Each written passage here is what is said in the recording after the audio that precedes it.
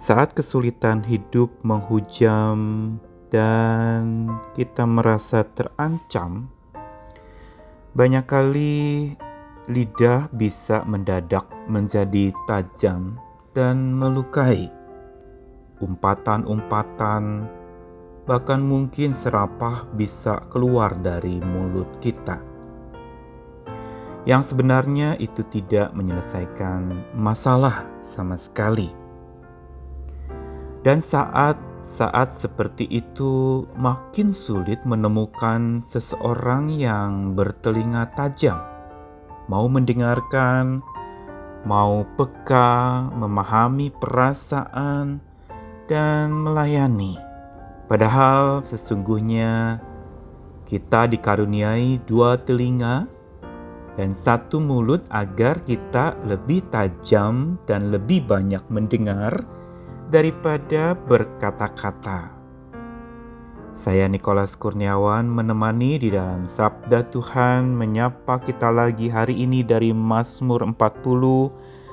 Kelanjutan hari ini ayat yang ke-7 sampai 9. Engkau tidak berkenan kepada korban sembelihan dan korban sajian, tetapi engkau telah membuka telingaku. Korban bakaran dan korban penghapus dosa tidak engkau tuntut. Lalu aku berkata, sungguh aku datang. Dalam gulungan kitab ada tertulis tentang aku. Aku suka melakukan kehendak-Mu ya Allahku. Taurat-Mu ada dalam dadaku.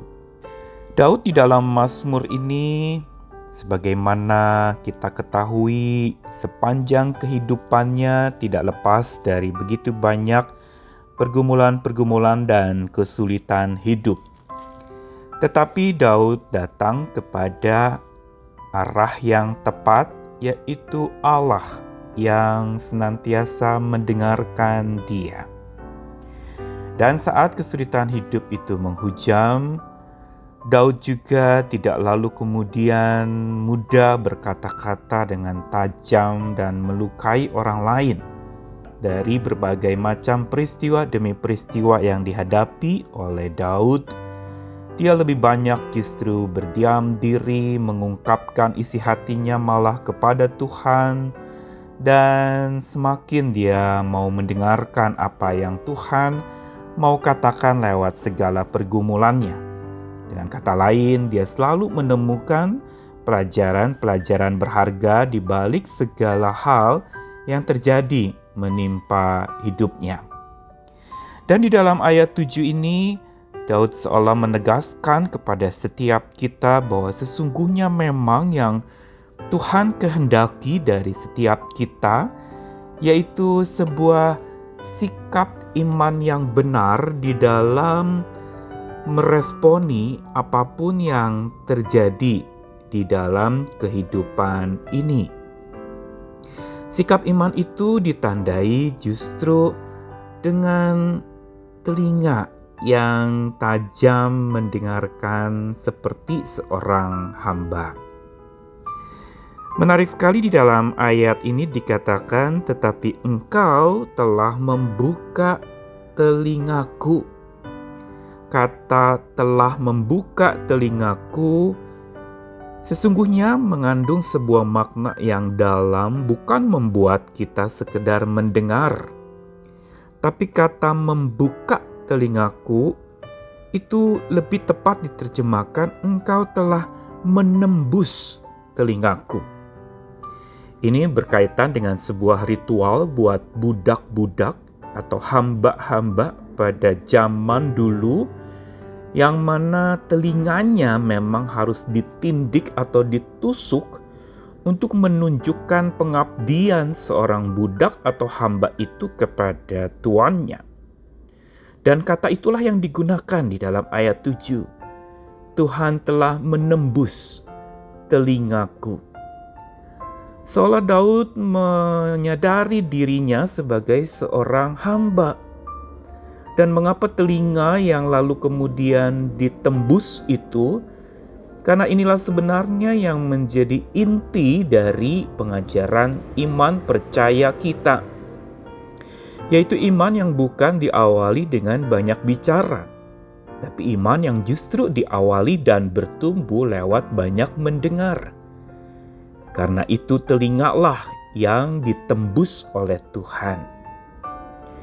Dan yang menarik lagi di dalam ayat yang ke-7, ketika Tuhan mengatakan telah membuka telinga Daud, ini sebenarnya mau memberitahukan bahwa Tuhanlah yang mengaruniai kemampuan kepada setiap orang percaya untuk bisa memberikan telinganya seperti seorang hamba, atau telinga yang mau menghamba kepada Tuhan, tajam dengarkan apa maunya Tuhan.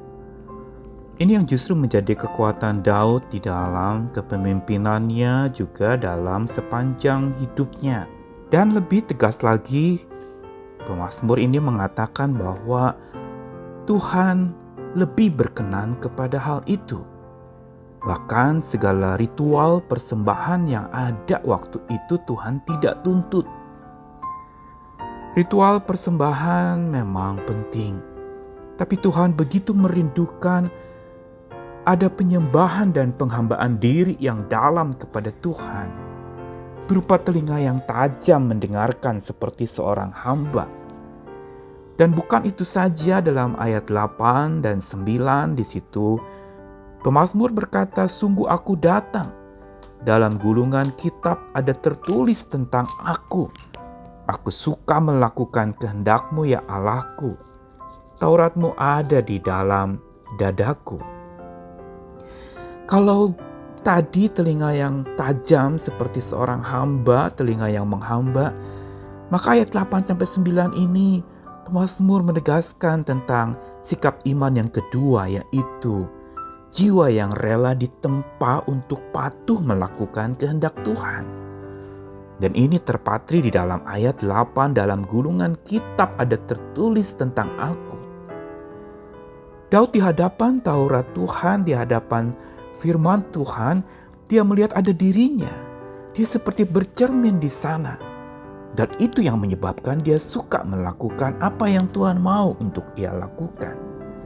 Dan ketika dia katakan Taurat-Mu ada di dalam dadaku, ini merupakan sebuah ungkapan bahwa sabda Tuhan itu menetap tinggal di dalam hatiku. Inilah jiwa yang rela ditempa oleh Tuhan untuk melakukan kehendak Tuhan. Ketika angin badai datang, akan terbuktilah kokoh atau tidaknya iman kita. Dan kokoh tidaknya itu ditentukan bukan berapa banyak yang kita ketahui, tapi berapa banyak yang kita lakukan dari sabda Tuhan. Karena yang giat melakukan, dialah yang akan kuat melalui pergumulan-pergumulan hidup. Bukankah kisah dua rumah dalam perumpamaan Tuhan Yesus yang dibangun di atas batu dan pasir menegaskan itu?